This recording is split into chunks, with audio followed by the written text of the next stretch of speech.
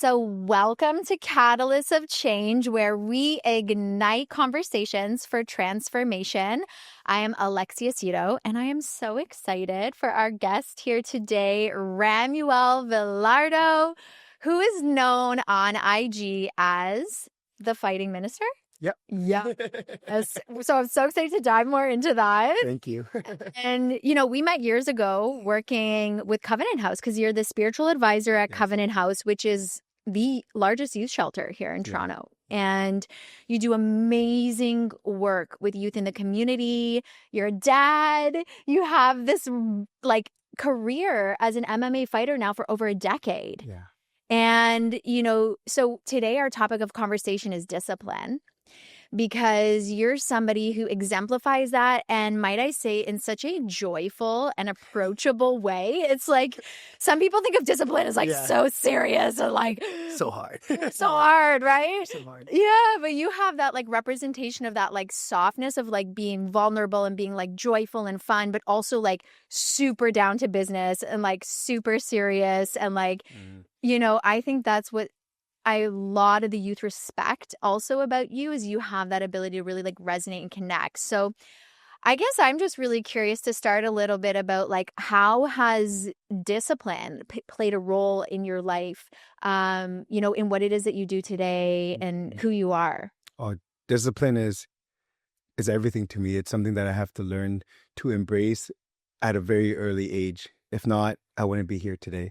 I've gone through so many pivotal moments in my life that if I didn't have discipline, or if I didn't work towards building discipline, I would have, again, not been here, right? I grew up in a neighborhood where drugs, violence, and gangs were a norm, right? And I did get caught up into some of those things growing up.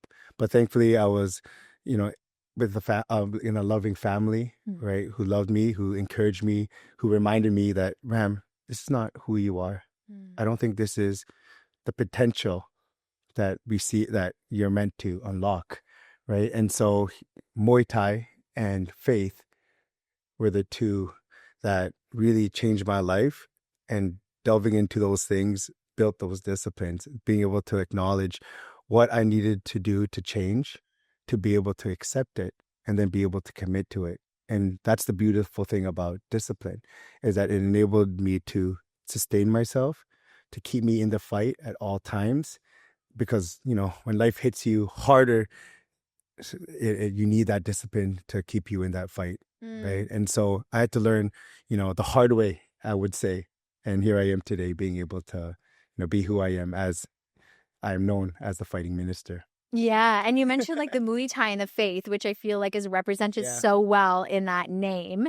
And, a lot of people, when they hear that word discipline and they hear what you do, they could be intimidated or think how could I, what does that even look like in my daily life? How can I apply that to my life in whatever my work is, in my family, my career, my business? So what do you see as discipline in our daily actions and daily life? How does that show up for you? And I think, discipline isn't about, rising to the occasion, right? I think discipline, you actually fall back to how you were trained, right? So when I'm thinking about discipline, you're able to do the things that you need to do, the things that you value, the things that are important, the things that are meaningful, especially in moments when you don't want to do it, or when your mind is telling you, do it another time. But you recognize and acknowledge that this is important, and you accept it, and then you're able to commit to it. And discipline keeps you again in that fight, and it allows you to stay in that rhythm of life that is so important, because in that rhythm of life, we're able to truly embrace what life has to bring. That's the wins, that's the losses. Those are the decisions that we have to make that could be right and to be wrong, right? And, discipline allows us to remind ourselves that, in those moments where we win and we, experience such joy, that we can, embrace it, but not necessarily be attached to it, because we still have a journey to keep going. And we say, great, I'm on the right path. But then on the other side of things, the moments where we lose, the moments where we suffer, the moments where we find ourselves stuck, we're able to to not get stuck into it and to be able to say, this is part of my journey. What can I learn from my suffering? What can I learn from my pain? Why did I fall this time? Right? And discipline allows you to ask those questions to say, okay, what does this mean for me? How can I grow from it? And then again, you return back to the rhythm of life. And I think that's what I love about Muay Thai and martial arts. It's so big about finding rhythm. Because in Muay Thai, we teach how to hit and we also teach how to defend. But it's the rhythm that truly connects both of them, right? To be able to know when it's time to go, when it's time to take a step back, to reset, to take a deep breath, all for the purpose for winning the fight and coming out victorious. And I think what I love about Muay Thai, it really connects to our life. And that's what I always, try to share with the youth, that life is like a fight, right? And there are going to be rounds that you win. There's going to be rounds that you get hit so hard that you might not even want to get up, but you keep on going. You keep getting up, right? Every time you fall down, you get back up it, right? And so, I think that's what's wonderful is that discipline keeps you going and it keeps you moving towards what you truly deserve, which is being champions in the ring and also outside of the ring in your own life, right? And I've been able to kind of see and experience the beauty of combining both Muay Thai martial arts and spirituality. And it's really the key that saved my life. And now I'm in a position where the two things that saved my life, spiritual care and martial arts, now I'm in a position to give back to those who are most vulnerable.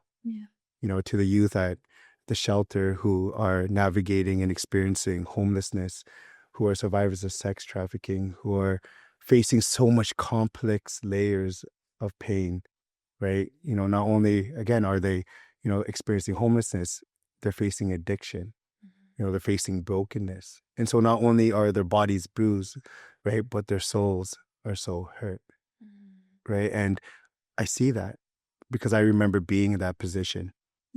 And I knew that I had to fight for my life. And I knew that it was me that had to choose to fight.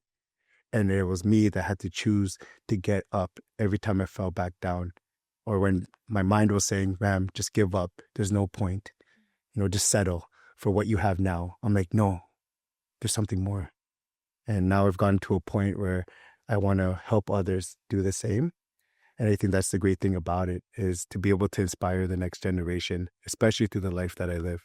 Yes. Yeah. What do you feel like was a catalyst for you? Was like a pivotal point of change where you realized, like, being in that round of life where it's like you're taking all these hits and it just feels like, how can I go on? You're having those negative thoughts and it's just like, when is this, like, is this the end? Do I just tap out? What was that pivotal turning point where you realized, like, no, I'm going to keep going?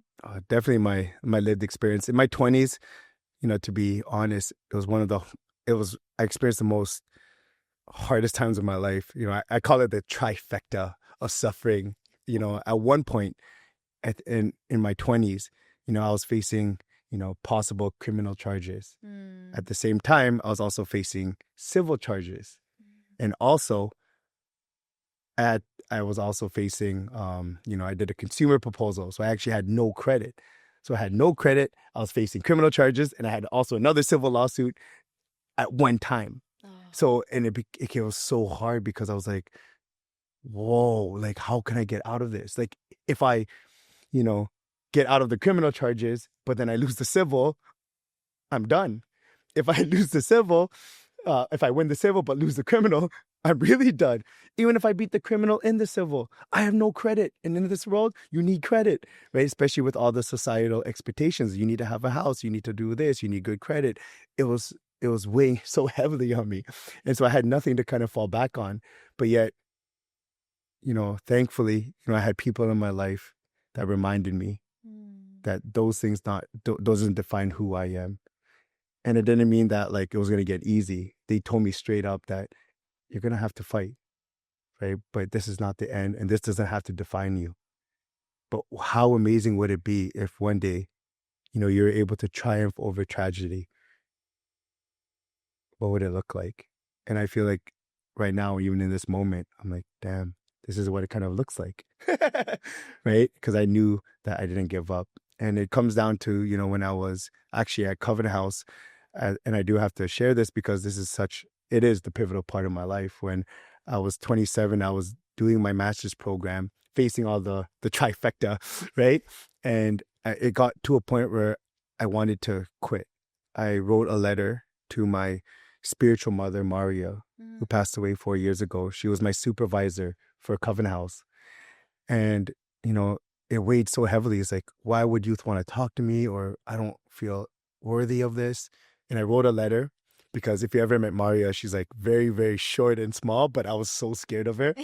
And so I wrote a letter saying, there's no point of me continuing on school because, you know, even if I graduate, I'm not going to get a job, right? All the doubt was like weighing heavily. It was overwhelming me. And so I wanted to run away from the fight.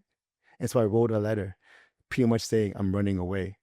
And I had it in my pocket. And normally after your placement, you meet with her in her office. And she sits me down right in front of me, in the chair right in front of me. And she says, Ram, she sensed something.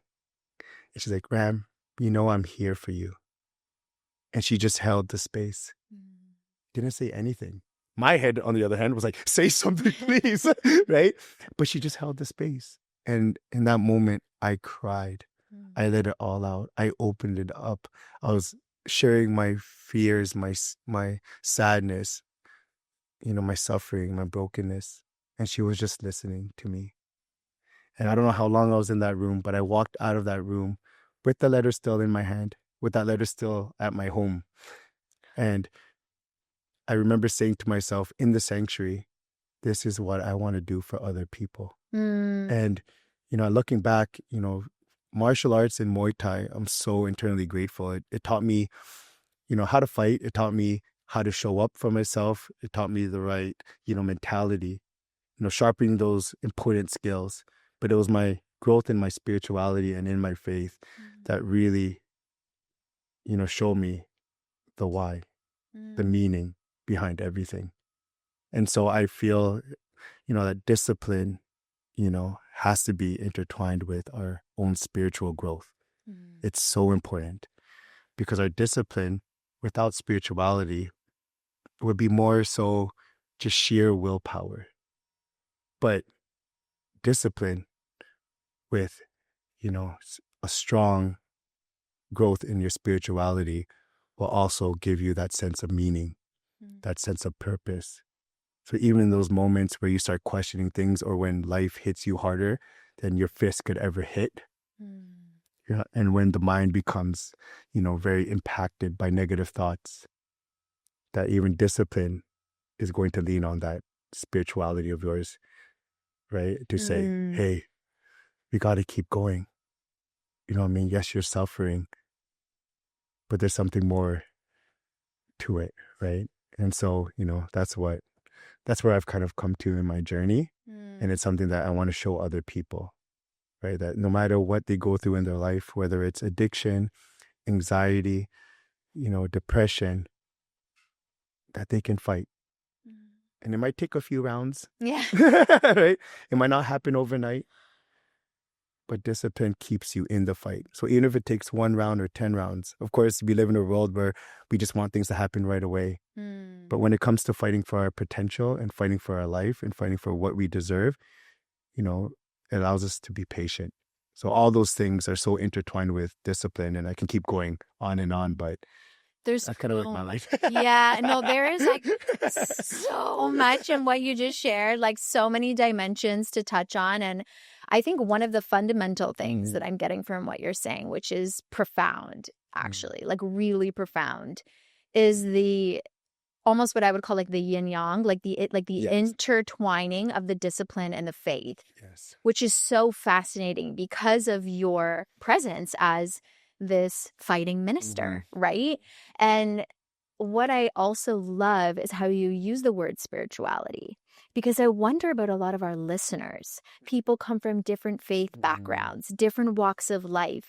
There could even be people listening that they're questioning their faith, or they're curious about, how they were raised versus what their beliefs are and this and that. So what is faith like for you, and how do you, like, what would you say to someone listening? Because you just made a comment that I was like, mic drop moment, where you said there is a point where discipline leans on faith. And that was like such a one-liner for it, like just wow. So it, to me, instills, even from someone like yourself who has all these decades of life experience, who has over a decade of this like MMA training, this fighting, is saying we need to have faith. Like whatever your belief system, whatever your spiritual path, have that faith, and that will carry you through. Yeah. So have you always had that? Is that something that you were cultivated? Like what do you feel like gave you that level of faith? I think it comes to like with discipline and, spirituality, it doesn't happen overnight. Like we don't just wake up and we're disciplined, or we don't just wake up and we achieve this spiritual empowerment, right? It comes with its reps. It comes with its constant, the steps that we continue to take towards it and building it stronger and stronger every day, right? But for me, it was starting to ask those deep, profound questions, especially when I was going through the hardest time in my life, right? That sense of purpose and that sense of meaning. And I started to think about that. Like, why am I here? Where am I going? Where did I come from? Right? And all those things were pointed towards that what was happening to me in that moment was not who I was. And I wanted to fight to discover who that is. And then I know it's a lifelong journey, and I'm continuing to unlock more about who I am. And it's been such a blessing. But it's been hard, of course, right? Because sometimes I'm just like, damn it, I just want to get there so fast, because the world teaches you, try to get there fast as you can, right? But, I'm learning to be patient as I continue on, right? And I think with that too, it's also knowing, going back to the fight, is that yes, you're in that ring. You're the one that needs to fight. Like I tell my youth, I can't jump in that ring for you. I can't, defeat addiction. But life is like a fight, like I said. When you're in that ring, in between rounds, even during the round, you are not alone, right? You have your coaches, your most trusted people in the corner with you.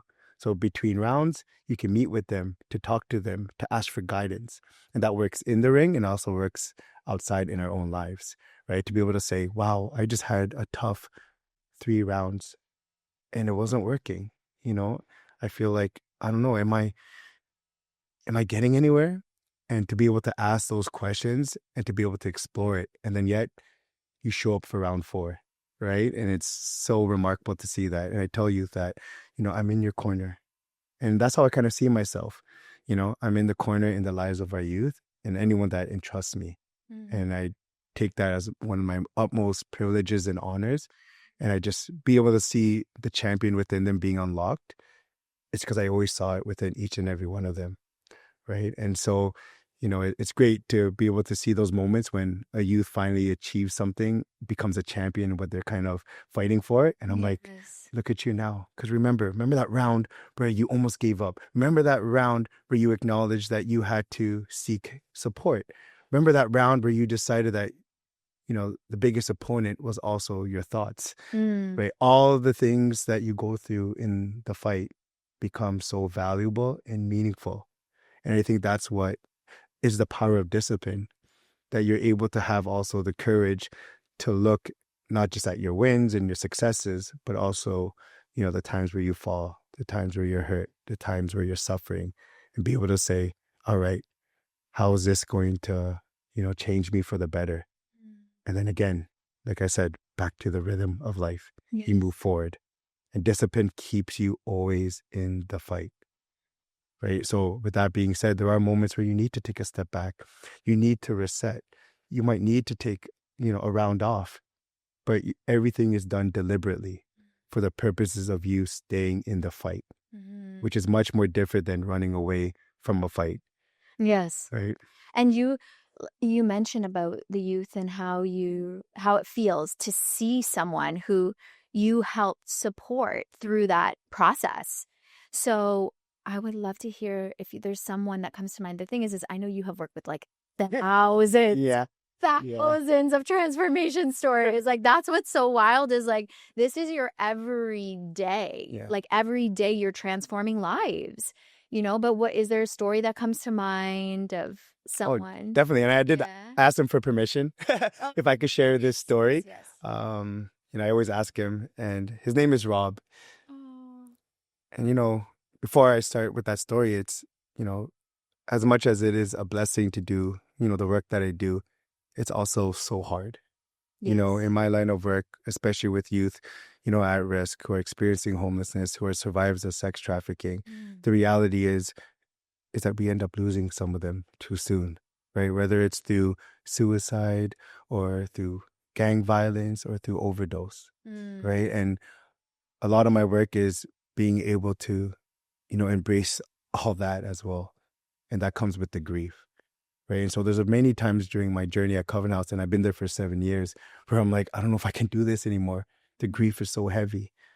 Right. And I'm the one that's tasked to conduct memorial services for youth who pass away too soon. Yeah. And it's come to a point where now, that grief is so heavy that I even got a tattoo of the Wall of Doves that is actually, at Covenant House. And, for me, this is just a reminder for me. It's always moments of grace for me to always remind myself that like no matter what is happening, that I'm carrying them with me, no matter what. Those who we've lost too soon, and those who are continuing to fight to this day. Yeah. Right. But having those success stories, those stories of transformation, does give me that sense of, okay, we can still keep going. I need those things. Yeah. I need to feel, it nourishes my spirit, especially when my grief gets so low, right? Yeah. And his name is Rob. And when I first walked into Covenant House, into the sanctuary one day, I saw Rob sitting. And the sanctuary, just for anyone who's tuning in, is like the hub there. Yeah. So the sanctuary is a sacred space that I look after. It's a space where youth can pray, meditate, be silent. It's a very sacred space that is meant for spiritual practices. So it's very protected. So youth can't go in there and use their phones or watch movies. Yeah. I'll literally kick them right out and be like, this is not the space to do so. Yeah. Right. And so one day I walked into Covenant House and I saw a gentleman meditating. And, it seemed like he was done. So I introduced myself. I'm like, hey, I'm Ram. And we talked. I got to introduce myself, share, what I do. And I brought up the fact that I do a Muay Thai program. And he's like, I know who you are. And I guess he heard about me from a peer of his from a different shelter. Right. And so long story short, he started coming to the Muay Thai classes that we have that happen every Friday for the past 7 years. So, we teach them Muay Thai in hopes that, not only can they learn self-defense, but also give them a safe space to let go, to build that discipline, and to also, again, unlock that fighting spirit that is so needed, especially where they are in their life, right? And so he kept coming every Friday. And I saw something in him. And even the owner saw something in him. And so he sponsored him a membership where he was able to come to other classes. And long story short, he is now almost 10 fights in. Wow. And most importantly, he is now the peer mentor for the program. So oh my gosh. He is the one that is now teaching the youth who are coming every Friday. Wow. And he's giving back again the same art and the same care and love that helped him during his time. Wow.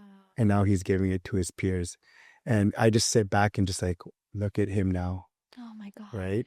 And actually, the first time he actually competed, he was still living at Covenant House, which was remarkable. Right. And these are the stories where, like I said, and it's so important, like even when he has a fight coming up or he has something, very important, he's like, I'm still coming. Don't worry, Ram. I want to be there.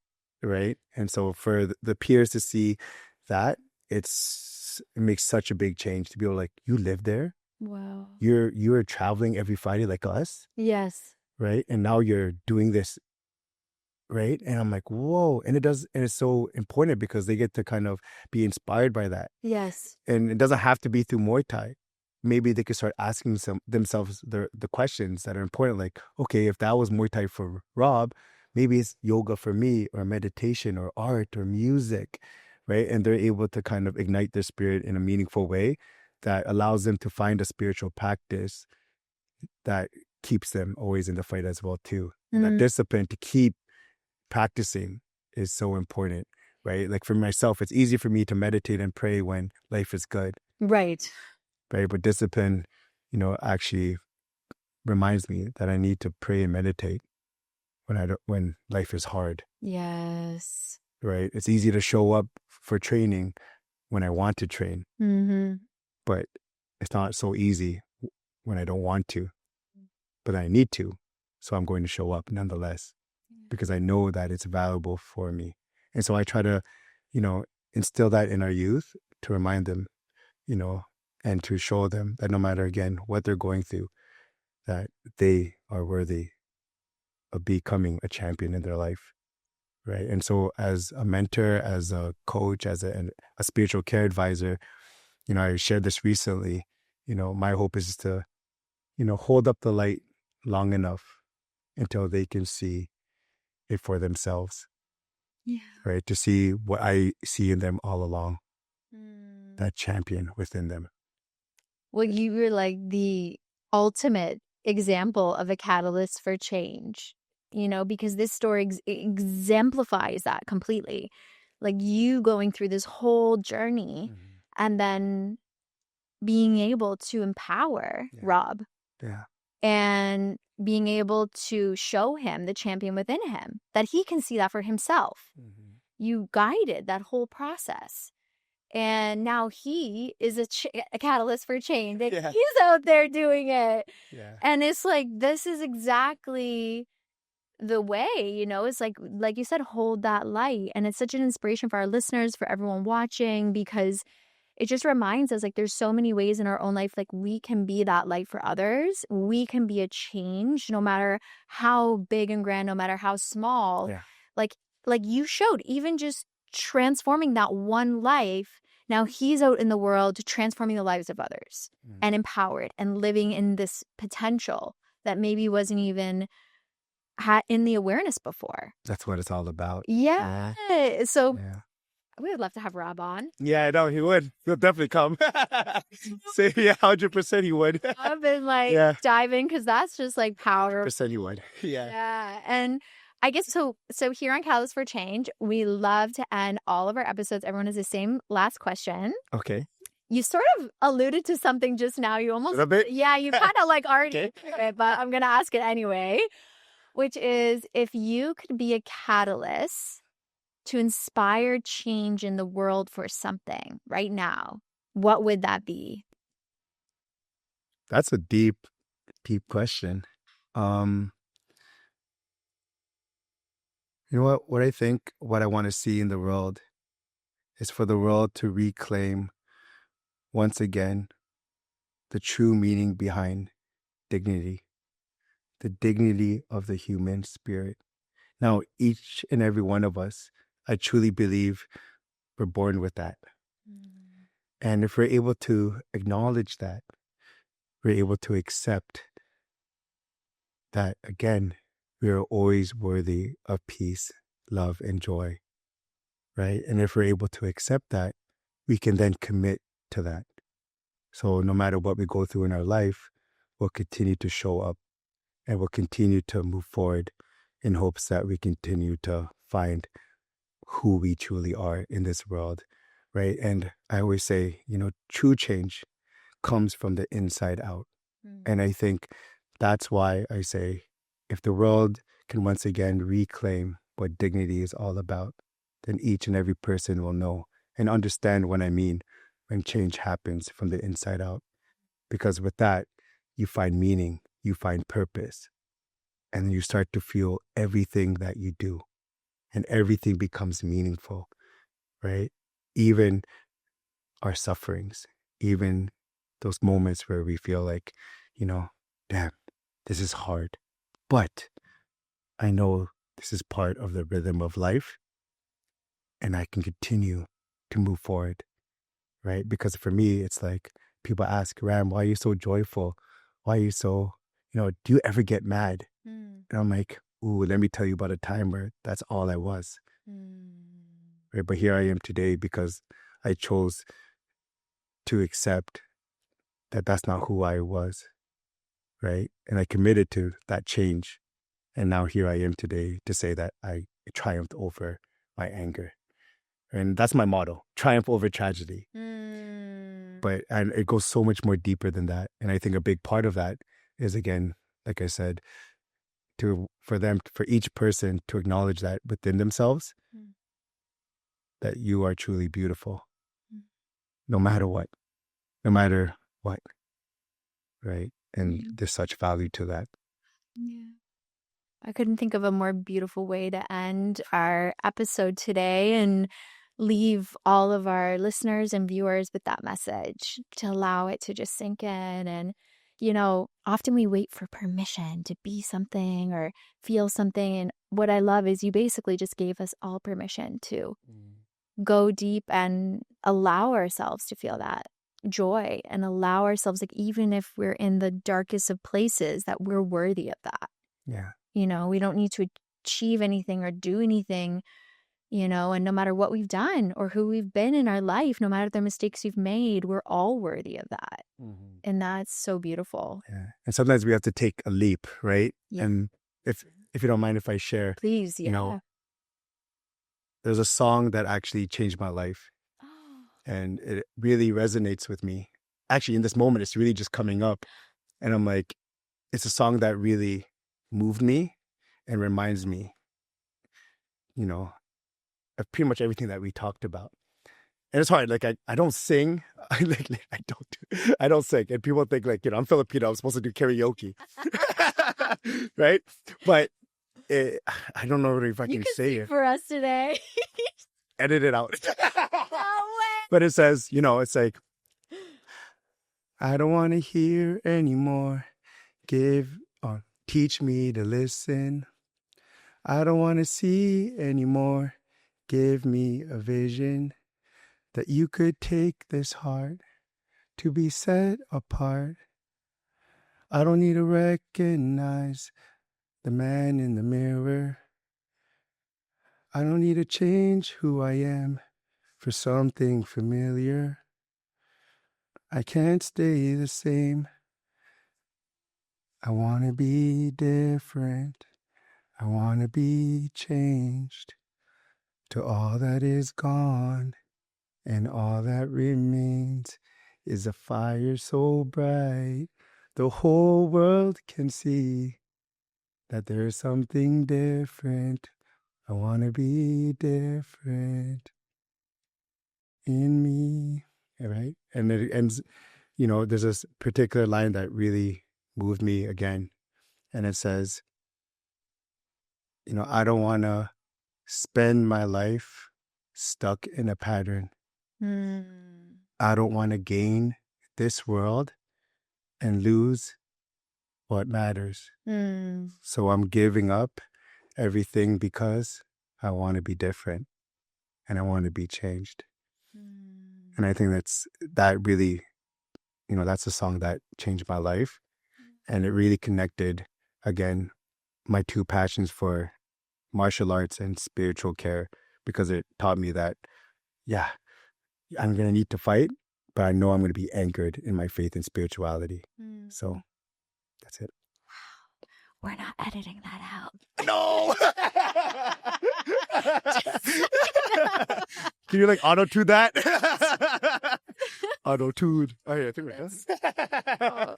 Well, thank you so much. Yeah. This is so profound and it's so deep, and we want to have you on again. There's so much more to dive into. Edit that. Yeah. Let me approve that first. Okay. I'm joking. No. You got Of course, we need permission. Yeah, I know, I'm joking. You can post it. Okay. I like I said, sometimes you gotta be a fool for what you truly believe in, and sometimes it takes, you gotta take some risk, for that probably will. I'll probably get roasted.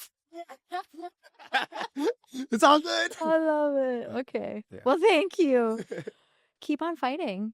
Yes, keep on fighting. Yeah. Much love, peace, and harmony. Keep being a catalyst for change in the world. And we want to thank you, Ram, for being on. Thank you. Thank you for having me.